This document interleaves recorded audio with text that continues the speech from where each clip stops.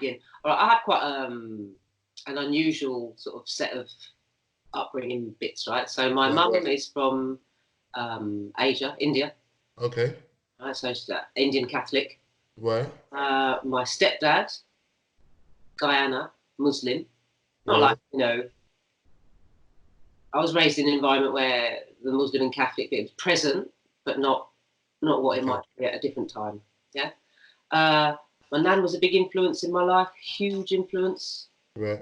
She was very much a Catholic. I've got her Sacred Heart picture on the wall over there. Yeah. So there, you know, I grew up in Tottenham. I went Okay. to Wood Green. I've been in Wood Green for many years. Did not know that. Yeah.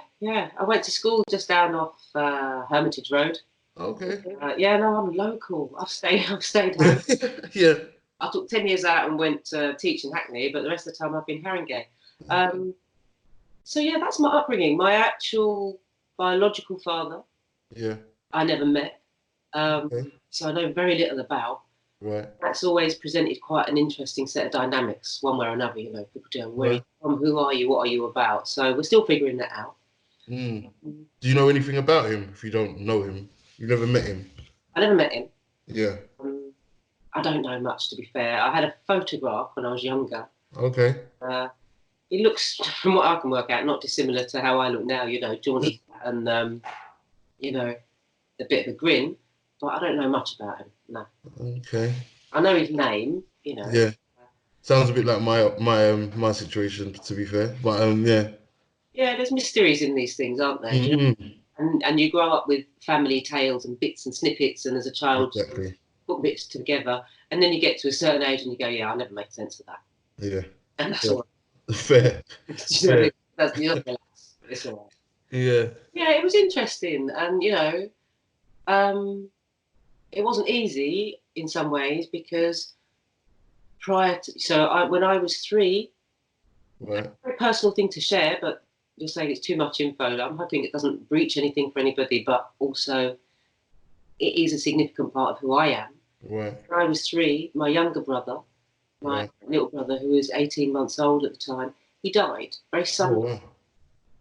Very, very suddenly. And I think looking back, it was, I don't know what the condition was, but it was a very, very, very sudden thing that happened. And it was a trauma, you know. Of course, as it would be, yeah. But, you know, for my mum and for my dad. So I've always grown up with a sense of something else going on, more so than most children would have.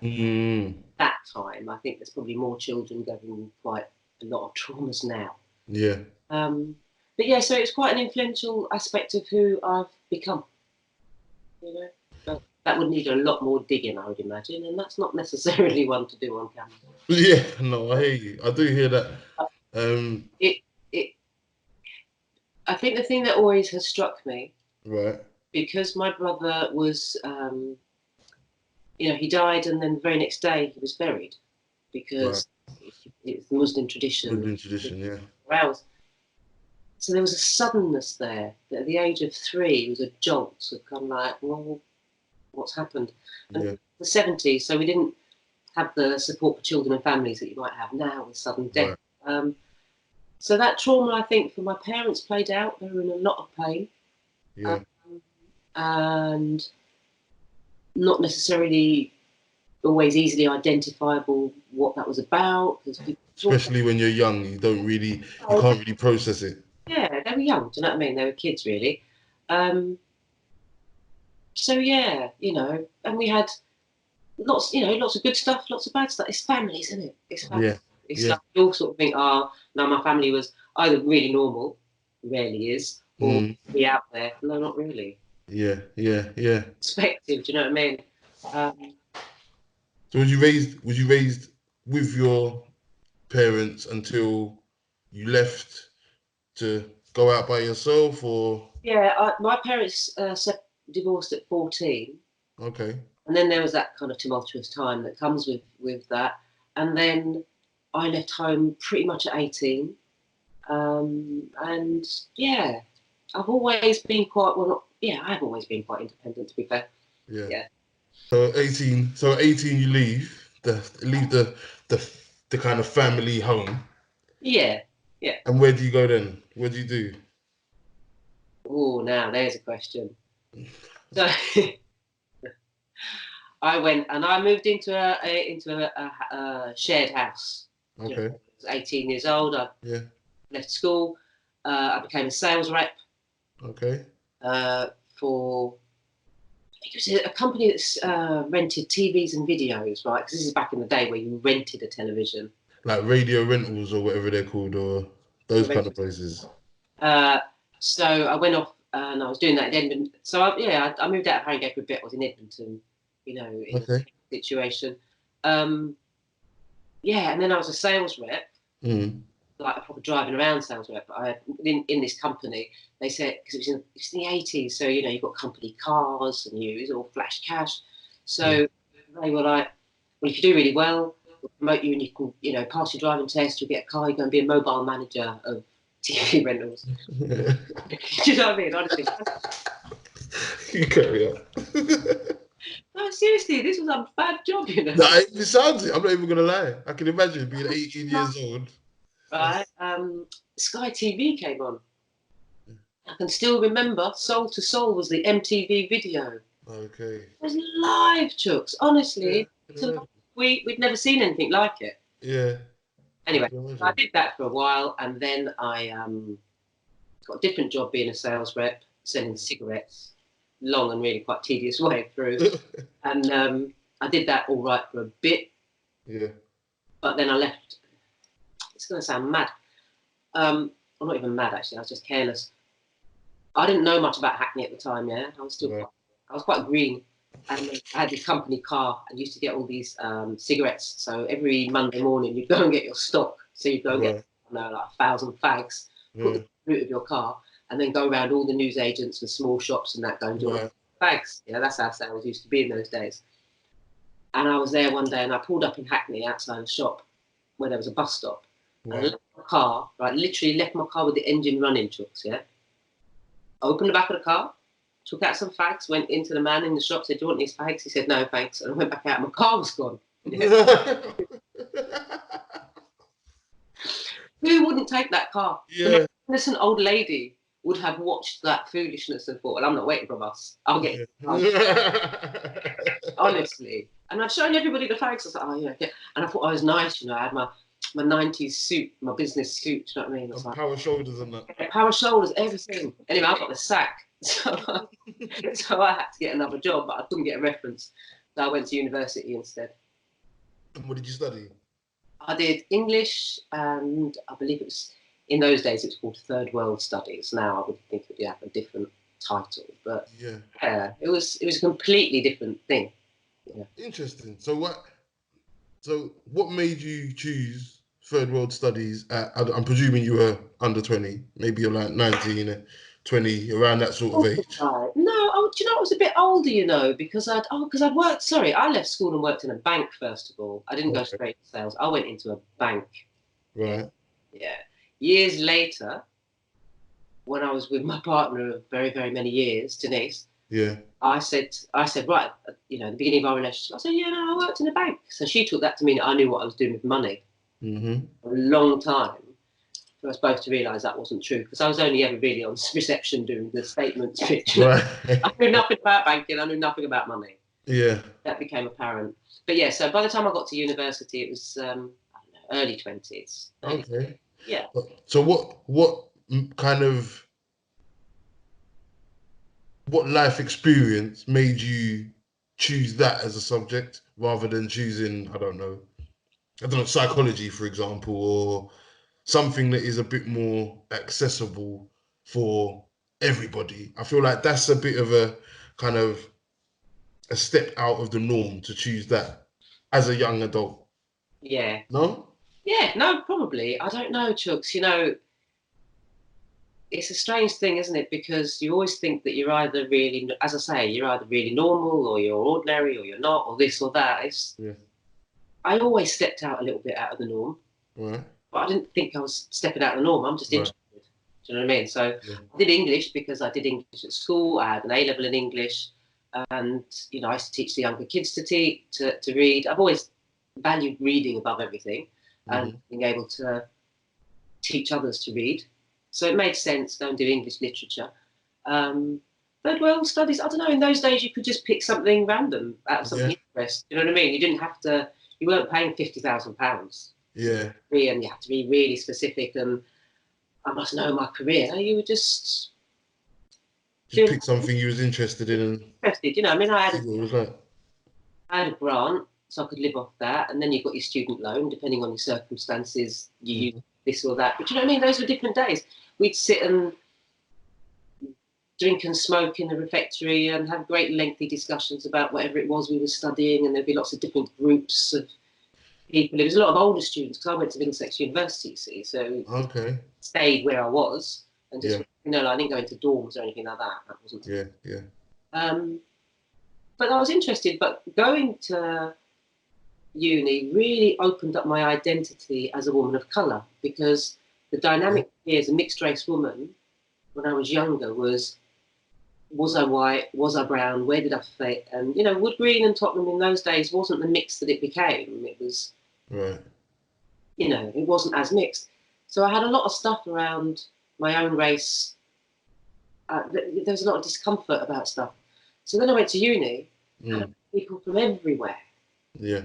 And I studied with people from everywhere. And I really stepped into being proud of the Asian aspect of myself, that over the 70s and the 80s at school, that low-key racist stuff.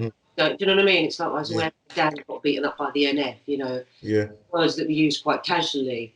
And there was always that undercurrent that I felt. And then I went to uni and I thought, no. And then I met some amazing people, including, you know, Den, and utterly transformed my life. So before we go into the transformation, let me just because something kind of spoke to me there. I remember, because obviously my mum was she was born Tottenham, or she was raised Tottenham and all of that. And she's a bit old. She was a bit older than you, obviously, but I think she definitely kind of spoke. She definitely spoke about. You know, Jokes. Say again? You know, I'm a big woman. I know you are, definitely, but my mum was. I think you're definitely. I think my mum was 60 when she died, and that was like, I don't know how many years ago now. Like 7 years ago, 8 years ago. Yeah. So even though you're probably big woman. Yeah, she was a little bit older, to be fair. But yeah, I think that idea of kind of almost, I think it was similar with my mum as well, where university kind of changed the dynamic of how you viewed your ethnicity. I feel like that was a pivotal time for a lot of people at those times. I feel like there was a lot of kind of persecution and a lot of judgment, and I feel like a lot of people kind of had this view that they were seen as less than. Whether they thought they were less than or not is neither here nor there. But I feel like that's something that can kind of get spilled in. There's enough evidence to show that people thought that people of colour were less than. Yeah. Bring it right up to date, and people be sent back on the Windrush. Yeah. But how did that people's view of you affect how you saw yourself? Like specifically, did you feel less? Did it spill into you? Did you feel less than? I think what it did is it made me very, very insecure. Okay. Yeah. So I was never quite sure where I fitted in. Okay. You know, at school, obviously I didn't fit because there were the cool kids. Yeah. You know, there were the popular kids. Yeah. There were the nerdy kids. Yeah.